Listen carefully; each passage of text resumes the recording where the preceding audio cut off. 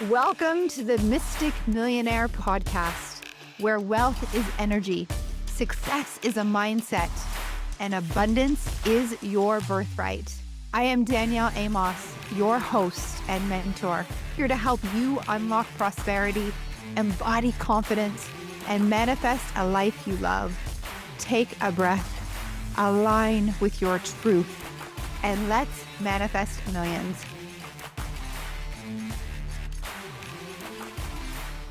Olive Evans is a somatic energy practitioner, embodiment guide, and yoga instructor specializing in transpersonal psychology and intuitive healing.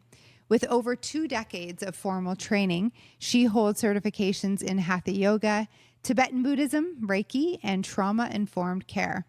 Her practice integrates energetic alignment and movement, offering a deeply embodied approach to transformation. Heeding a deep calling to support and uplift a community of women, regardless of their circumstances, Olive empowers them to become beacons of golden fire within. She believes when women reclaim their energy and presence, they not only transform themselves, but also radiate that strength outward, positively impacting their families, communities, and the world. So this conversation with Olive, first of all, she's the most gorgeous, beautiful, gentle soul, and she brought an incredibly calming energy to our podcast. We talk a lot about embodiment and what that looks like. And although Olive and I share similar knowledge and understanding, the way that we explain it is quite unique. And so we were really bouncing off each other and talking about what it looks like to be aligned in the work that we do and the benefit of that. And she taught me about connecting with the energetic body or the energy and how she does that with her clients. And it's really beautiful. You're going to want to tune in and actually join us in the practice that she gives us in this episode. Olive, welcome to the Mystic Millionaire Podcast. Thank you for being in the studio with me today. Thank you so much for having me. I'm so excited to be here. So we were talking about embodiment offline and why that's so important to you. Can you share with the audience who you are, what got you here, and why embodiment is a big part of the conversation for you? Absolutely. So when I speak about embodiment, I speak really about energetic embodiment specifically. There's different ways that we can talk about embodiment, and you hear that word quite often these days. So for myself, it's energetic, or sometimes I'll use the word spiritual embodiment. And it's kind of lovely when we start to look at the path of our lives and how they wind, because my energetic self is something that I feel like I had access to so young and was kind of receiving some of the answers to life's big questions before I knew what to ask. I had these experiences when I was a kid doing yoga with my mom where I really could feel into that aspect of myself in a very unique way. Fast forward through the years, it's always just kind of been the way that I've moved through the world and how I've been sensitive and aware of it, how I've sensed it. Fast forward to a teenager, I started to have these out-of-body experiences, which at the time, there were not any words around. I really had no idea what was happening, but I was able to pop out and go check on my family or go travel to what I think was maybe an Aboriginal village. Just kind of having these experiences really young that were just a part of my reality. Did you share this with your parents? That this was happening I with shared your it mom? with my mom when I was older because it was kind of getting to the point where I was like, I need some words around this. Have you experienced this? What's this about? Wow. Yeah, she shared that she had, actually. So it was an interesting conversation. I think that was my early 20s. And she encouraged you to keep going with it, or? She didn't know what to do with it, so Okay. she kind of shut it down in herself. Okay. Yeah, which is, I think, why she was also so drawn to yoga throughout her whole life, because it was a way of staying connected to that aspect of self. So she didn't give me the best advice, Okay. but it didn't last. Yeah. You know, she knew what she was working with at the time. So fast forward, and I don't think it's any coincidence that when I started to kind of shun and let go of that aspect of myself and my experience, I found myself on this path that was not very aligned. Okay. I ended up in a misaligned marriage. Okay. I was experiencing anxiety, depression. I was no longer making art. had insomnia. I even was diagnosed with endometriosis and PCOS and was really just not in a good place on the path of life. And we were just talking about the body Mhm. and how when we push things down, emotion, how it shows up. So it sounds like you've got firsthand experience with that. Exactly that. Ignore and being out of alignment. Exactly that. Yeah. Yeah. You described it so beautifully as disease in the body, dis-ease, discomfort in the body. And for myself, I did get firsthand experience of that. And so it was really at what I would call a rock bottom Okay. that I decided to, not even decided, I was just led to return back to these practices that I had known since I was a kid. Wow. I needed something to get me through. How long were you in that period where you were in the marriage, felt the anxiety and I think things ramped up quickly within 2 years' time. okay, wow. Yeah. And so by the time that I was facing a hysterectomy, I let everything go. And I said, I'm just going to lie down and reconnect and kind of let go and let God Yeah. and find this path Surrender. back. 100% surrender. And it was amazing because in doing so, I healed myself of virtually everything to the astonishment of my doctors. Yeah. Yeah. Even grinding my teeth at night. I did in my marriage. I have since been cultivating a life that I absolutely love. How long ago was this? This was 3 years ago. Okay. Yeah. Congratulations. Thank you. I'm in the middle of that at the moment. Are you? Yeah. Yeah. It's not an easy path. But I think that when we have that calling and that awakening, the more sensitive we are to it, I don't know that there's always a choice. Yeah. Yeah. No choice. Yeah. So taking a bit of my own medicine and lying down and developing this practice along with some brilliant teachers that I've had over the years to really reestablish that connection with my spiritual self, my heart-led self, my energetic self, and allow it to do the healing. And it's not really even a practice where I just lie down and say, okay, now I'm better. It's a practice where we become so sensitive to that aspect of self that we cannot help but begin to make aligned choices. We're compelled in this way. Yeah. Okay, go deeper there. What has you become compelled? Is it the connection with that part of you that you can't deny it? What does that look like here? Like We talked a little bit about how we often move through the world as humans, inner human, as one of my friends likes to say. Yeah. Inner human, we have a variety of sensory inputs and ways that we experience life. One is through the body, Yes. physically sitting, hearing, seeing, talking, listening, all of it. So one's through the body, one is through the mind. We're processing all of the time. We're in our thoughts. Another is emotional, which I would say is really closely related to this third aspect of self. That is what I call an energetic or spiritual self. This part is always here. Quantum physics would tell us that it is before all of the other things, before this, before us and our exchange is energy.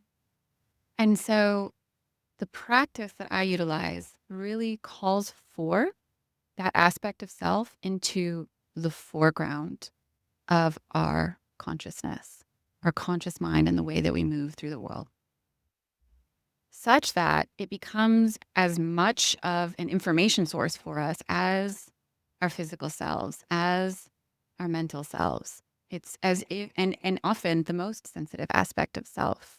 Imagine walking into a space and feeling into that space first and foremost. Or being in this boardroom meeting and you can feel into the texture of everyone there as things are happening. And with time, beginning to utilize it to then make decisions, right? And so when we talk about being compelled or led into this space, we're simply strengthening that aspect of self that is such a true GPS system. Would you call that intuition, or do you define intuition as something else? I like that. I do think that that's intuition. I do think that that's a really lovely way to think about it. in the practice, we go into the liminal space between asleep and awake. And often that intuitive knowing that we have comes from that same place, that Yeah. subconscious mind. And I believe that our intuition is a muscle, and I believe everyone has it. And it's our intuitive muscle that we use to read vibrations or read the energetic self, perhaps to use your words. And it's always right. And it's always the starting point. And so oftentimes, I think if we look at the way that the world operates out there, we value our logical mind, our conscious mind over the intuition. But the reality is it could be the other way and we'd be way more successful, right? So, yeah. And it often doesn't make a lot of logical sense. Like we can have two people sitting in front of us and one person is speaking the words like on the physical level that you want to hear, but their energetic body isn't in alignment with that words. And you might be sitting across saying, I don't know why, but I don't buy it. Like I don't want to go with you. And then there's a person that's in alignment with what they're believing in a higher level, with what they're saying is in alignment then with that energetic self. And then we pick up on that. It's through our intuition. Does that make sense? Absolutely. Yeah. Yeah. No, I think that that's a really important aspect. And I actually would take that out from a macro view for a moment, because I think about the way in which so many of us are coming into this place of awakening and how we're seeing so much discord in the world. And I truly think that those systems that we have built that were based on solely the mind are a result of our disconnect from ourselves, our disconnect from that heart-led intuitive space. And I believe that women are uniquely positioned by design to access that intuitive self and to call forth that greater wisdom. And so through these practices, I truly believe that we have an opportunity to begin to be more heart-led and design and develop ways of being that are in more alignment, reconnecting with nature, reconnecting with our knowing, reconnecting with our higher purpose in ways that would serve us if we can begin to reattune to that aspect of self. Yeah, and really serve the world. So you and I were talking about Egypt really quickly because you have a friend that's coming on that pilgrimage. And when I was in Egypt in November, there was a image on the wall that really resonated with me. And it was the king, or the man was in front and the goddess female was behind. And she was whispering to him.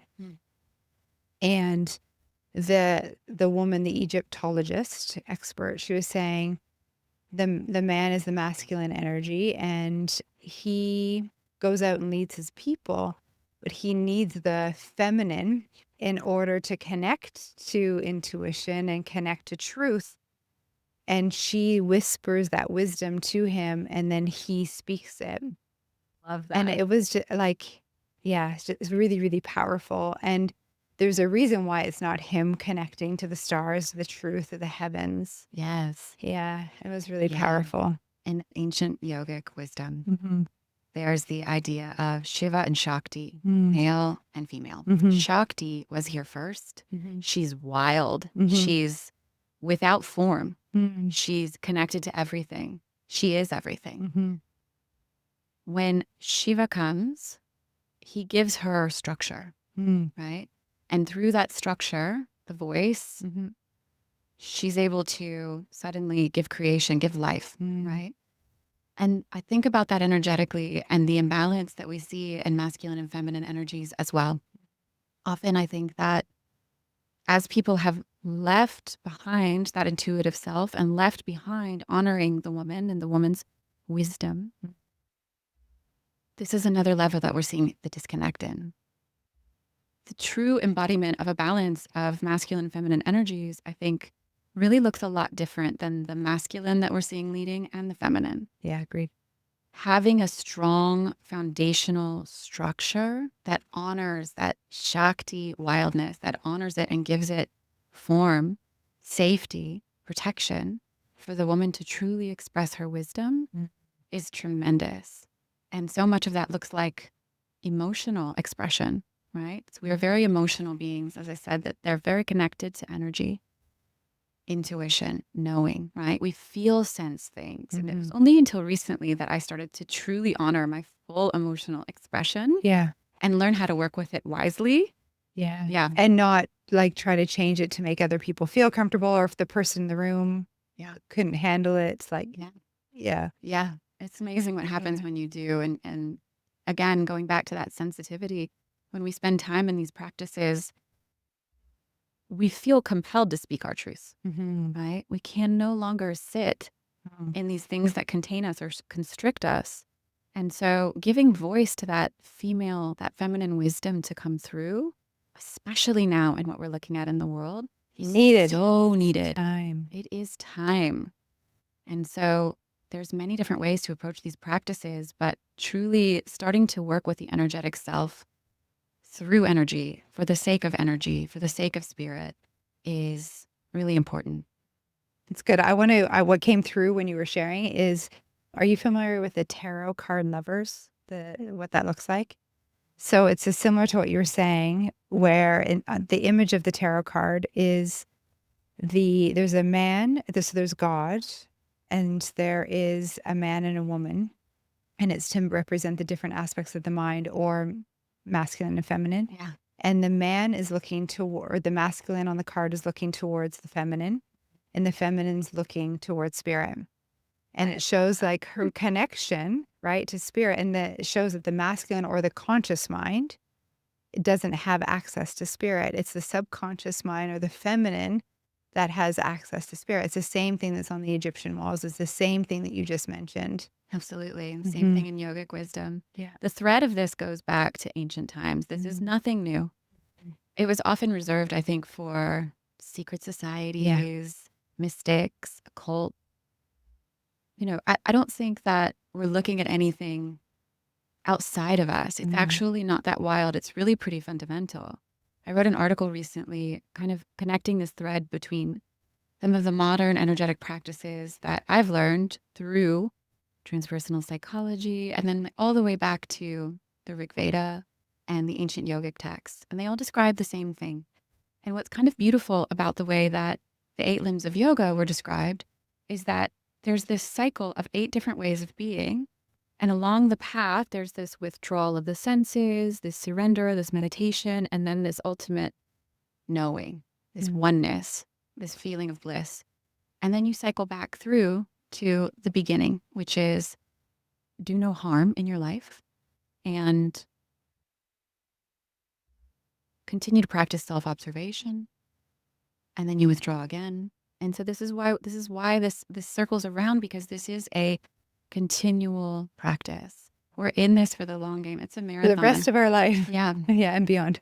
And it feels very different than what I think a lot of the wellness spaces talk about, which is often either about bypassing, right? Like, I want to regulate my nervous system. I wish to change my consciousness through altered states, through breath work. And there's a nuance here for some of those practices, which is really asking us to embrace fully what's right here. Just the simple art of letting go and allowing what's here to fully be felt and fully be expressed allows us to start to work with it in a true whole way that we can really apply practically into our lives. The word alchemy comes to mind, that transmutation. Does that resonate? Absolutely. Yeah. You can feel it. It's incredible, right? We were talking a little bit about anxiety as a sensation, as an energetic felt sensation. And when we talk about feeling into energy, it has its own quality of experience. It's not quite a sound. It's not quite a color. It's not quite a feeling, but it's related to all of these things. And so when you begin to work with these practices, let's say you have some anxiety that's just below the surface. You practice sort of letting go of the physical, relaxing, staying at ease. You practice just letting the mind run its course. Mhm. And you just kind of, your awareness swings back and forth between like, oh, there's my body. Oh, there's a thought. Ooh, that feels really good. Oh, there's Mhm. the anxiety. Back and forth like this pendulum of awareness. You become really familiar with that. And eventually, what happens is you land upon this energy that's been running maybe in the background or just below the surface. It's right there. You don't have to call it up. You don't have to name it anxiety. You can feel it and you can become familiar with it as its own texture, its own feeling, its own energy. And as you do, you train your system to physiologically stay deeply relaxed and surrendered to allow it to be there with you. And in time, you can feel this thing that felt like this crunchy ball. For me, it's always orange for some reason. Mm. And it's just right here. And eventually, it begins to soften as I stay softened. And eventually, it sort of just dissolves and changes on its own. And that's when I know, okay, I'm done with that aspect. I can come out of the practice now. Mm. I'm good. That thing that I had so much anxiety about no longer has a grip on me, no longer has a hold on me. I'm not being jerked around by it. I've met it. I've given it my loving presence. I've stayed relaxed and let it run its course. And now I'm a little bit on the other side of it. It hasn't disappeared. I've integrated it. I've alchemized it within myself. It's changed into more life force energy, more knowing, more wisdom, more intuition. And do you need to know what that wisdom is on a conscious level, or is it more like something like a knowing that this is transmuted, but I don't have to really know what's come from it? I feel like energy is always working out for us, Mhm. and we don't actually it's deceptively simple. Yeah. Okay. I'm not saying this is Mhm. easy, Yeah. Yeah. Yeah. right? You don't want to, Yeah. you've been knocked around by anxiety maybe your whole life. Yeah. Asking to lie down and be with it for a moment may be Mhm. really challenging. Totally. This is why you need guidance. Yeah. I was going to say, is there, because you run through steps. Do you give your client something to listen to walk through this, or what's the best way? So I utilize a couple of different methods. You know, I was trained in yoga from a very young age. And there are times when people also need cognitive frameworks, Okay. discussions, guidance as well. But I always try to enter energetically first. Okay. And so as things arise, we're allowing it to come up and we don't actually have to do that much with it. What happens is so I work with my clients for a minimum of 3 months, and I would Okay. say it takes that long to really embody the practice, and there's a level of commitment. Okay. And when you work with them 3 months, like what does that look like? You're doing one-on-one sessions with them, or do you do okay? I do primarily one-on-one sessions. Yeah. I'm developing a community and also a retreat for later this year. Love it. 'Cause I think there's so much to be learned from each other, Mhm. especially as women. But usually in one-on-one sessions, when we go deep in this work, we work together to entrain their system to really surrender and let go and begin to feel sense into their energetic selves. Okay. And do they have to bring something to the table for you to work through, like something that's present, a problem, or is it just like It's right right there? It's Okay. already there. Okay. Wow. So we're simply practicing physiologically letting go Mm-hmm. and allowing what's there to come to the surface. Mm-hmm. Eventually, they become really familiar with this method. They become familiar with the practice, and they begin to come out of the practice. And then they have things to say that are from a grounded knowing, right? When we go in and we start talking, we're still operating up here from our conditioning, what we think is happening from the mind. When we go in and start with the body and the felt sense energy underneath, we have a new level of wisdom that we can then work with. So really the practice is fundamentally like, let's just teach you and train you in how to feel sense first. And then over time, over a period of weeks, that's when we kind of get the nuance, we get it. And so the practice is usually 2-part. There are sessions that I do one-on-one with people where we really go deep, but then there's also an ask to start to pay attention every day, all day, right? Anytime you remember, just right here in the table, like you kind of did before this podcast, Mm-hmm. drop the body for a moment and tune in, and you can feel. And as you train your system, you can really begin to feel pretty quickly what's beyond the body, right? Mm-hmm. So as you relax the body and just let go of the tension, surrendering the weight, noticing the mind, noticing the breath, without trying to change any of it, you suddenly have so much more information about how you're operating physiologically. And in time, you can begin to also feel into what's the texture within me right now, around me right now. Beyond, am I hungry? Am I thirsty? Am I bored? All of that's important data too, but what's the felt sense, kinesthetic sensation? Is it choppy? Is it smooth? Is there flow? Is it dense? Or is it light? And so as you move throughout your day, really just dropping the body and noticing as I'm making my bagel, okay, I remembered. Okay, I'm a little, right? Yeah. Becoming deeply, deeply intimate and familiar with that aspect of self. Do you recommend that clients put, like, I can see like Post-it notes, like drop in or like Yeah, sure. reminders? I don't know. That's kind of the beauty of it too, is Yeah. as we start working together, people come into this world so beautifully with so many different ways of processing, Yeah. right? So I have some clients that have never taken a yoga class in their life and they're dropping in immediately and they get it and it's like, we're taking off, right? I have other clients that have studied 10 modalities and they're having a hard time accessing at first. And then I have clients that are they have a lot to say, a lot to process through the mind. So we're recalibrating the system, but then we're also getting to know each other and like working with the system. So putting the energetic practice first allows us to drop into that grounded place, but then we come out, we have a lot to say. We get a lot of insight and clarity that we want to process, discuss, and be guided through. So we don't always, because of our conditioning, know what's right under the surface Yeah. until we begin to let go. And that's another reason why it's so lovely to have a guide that kind of walked this path to help keep that safe space and keep you understanding the mastery and the nuance of the practice. And so that's part of the sessions, is the conversation after. Yes, eventually. Yeah, I eventually. really like to Okay, keep everyone kind of learning the process and the practice first before we talk too much. We're having to retrain our systems. We're always moving through the world talking, processing cognitively. So in time, eventually, let's talk. Now that we're grounded and embodied in our energetic selves, let's talk from that place. Powerful. Yeah.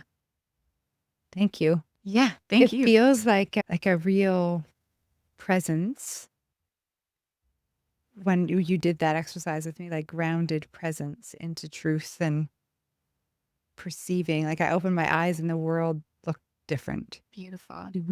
It's always available. It's always running in the background.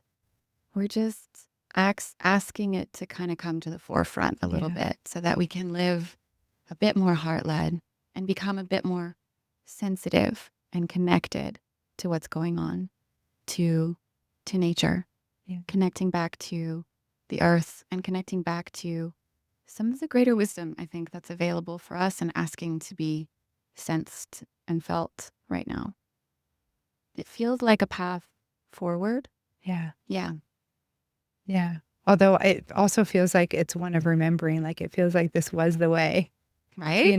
Yeah. Absolutely. It's really reclaiming, I think, for women that lost part of ourselves when we sort of got sold on this age of reason and way of being in society that has disconnected us from who we truly are. When you look at some of the most connected, coherent systems, indigenous societies, different ways of living in the world over time, women were really, their wisdom was really at the center and the heart of that.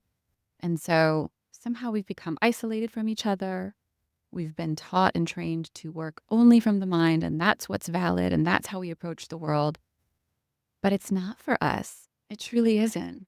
We are by design, whether you're a mother or an archetype of a mother, you are by design able to access pure potentiality by just the capacity to give birth, right? To give life. That alone, I think, keeps us deeply connected. But it's time for that wisdom to really have a voice. And as we become sensitive to that self, we start to become compelled to speak up. You can't help it. Yeah. You have to speak, right? You have to kind of, no, this isn't working for me. That's working for me. I want to do things differently. This water is not okay. Why are we doing this way? Yeah. Right? I have a voice and it's here to be used. And so strengthening that connection to self and that deep presence really starts to come into play in beautiful ways as women begin to align their lives towards better careers, better relationships, better health. Yeah. It's a whole new world. Yeah. Yeah. I can see, in history why perhaps it's been silenced, because I think it gets such a big energy, why the feminine's been silenced and removed. And this power is incredible. And yeah, for a long time, Yeah. people haven't wanted us to know how powerful we really are. Yeah. I think so too. I also find that for men that can be deeply grounded in holding that, and we talk about true masculine energy. Yeah. That ability to hold space, provide structure, and honor women only makes them better and hotter. Yeah, totally. Yeah, absolutely. Yeah. So there's an ask on both sides, but I do feel it's right now the ask, I think, is for women to start to tune in and speak up. Yeah. And come into alignment. Know themselves. I tattooed this on my arm this year. Trust yourself. Yes. That's amazing. And so you're going back to Egypt soon. Yes, in a month. So that was really transformative for you. I'm excited for you. Yeah, it was huge. And I knew the first day stepping into the temple. So we're going through the ancient Egyptian mystery schools, and it's an initiation. And I knew in that first temple that I had to go back and take women. There's codes there and a remembrance that like to your point, you feel it from the walls, and every woman has a different experience, and you can't not remember some aspect of truth there. It's potent. That's beautiful. And that's how I've heard it described. I haven't been. That sounds incredible. Yeah, it's good. And the way that we've designed it, everyone's fully supportive. But I've co-leading with a very heart-led woman, Danielle, also another Canadian. Awesome. And then Joey, who has the rights to the initiation. So she takes us on a certain path to certain temples at certain times. And then we integrate that wisdom that we collect through meditation, through almost an incantation. Yeah. And then I'll help with integrating that into the energy of the subconscious mind as well, so that we can really live in an embodiment of that and what I call praxis. So that the awareness that we receive then shows up in the way that we go out into the world, and that's aligned. Praxis. Praxis. I love that. Praxis, Praxis. Okay. It means integrating your belief with your behavior. And that's what alignment looks like. Yeah. Yeah. I'm going to borrow that word if that's okay. It's a good word. Yeah. Olive, thank you for being here. Yeah. Beautiful conversation. Any last words of wisdom, something that maybe intuitively you feel called to leave our listeners today? I think I'm going to take it back to your tattoo. Okay. Trust yourself. Trust yourself and trust that you will be held by life itself as you step forward. And you may not know the path, but the next step will appear. Nothing more. It's good. Yeah. Yeah. Okay, I've got 3 rapid fire questions for you. The first is abundance in one word. Go. Happiness. Yeah. That's it. Happiness. It's the greatest human currency. Yeah. Beautiful. Second is you're on the Mystic Millionaire Podcast, and we talk a lot about money, but millionaire mindset. Do you have a non-negotiable, guilt-free indulgence to keep you in the energy or frequency of abundance? Oh, okay. Well, this one looks a little different maybe because I'm a mom. I have 2 little girls. I have 2 businesses that I'm running. I am busy. My non-negotiable indulgence, no matter what, is soaking in a hot bubble bath, salt bath every single day. Every single day. Every single day. At the end of the day, I have to reset my whole system. I'm not getting up to do another thing. I'm out. I love that. I love that you do it daily. Yeah. I love Well it. done. Well done, Mama. Here's the worst. Good. Third question. You have one book, only one book that you can read for the rest of your life over and over. Wow. What book? Oh my gosh.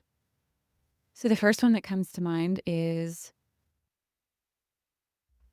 The Creative Act by Rick Rubin.